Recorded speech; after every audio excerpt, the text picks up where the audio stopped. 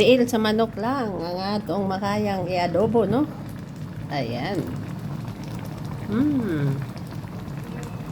Yummy gud baka pag makakinamot jud ta ani magkaon, no? Medyo ano pa. Aside sa tiil, na kinay atay as usual. Kaya ang atay sa una katong gamay pa ko, murag lisod kaayo makakaon og atay. Kay only during birthdays. Kanang gikan sa mga Bisaya nga manok.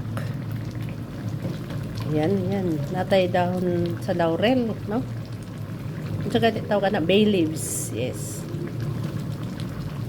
Of course na mga unod-unod eh. Dili pwede nga lon-lonti lang yun. Lupa na to kadali. And then mga few minutes hauno na nato.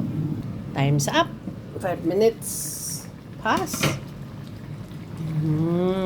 Baba na ang water. Baba na. Punhod na ang tubig. Ay, yan. Napuyot na kaayo.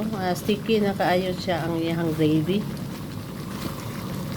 Pwede na ibahog, no? Ibahog sa mga bahaw. All the way. Iyot na nato. Okay. Luto sa tagulay. Bye-bye!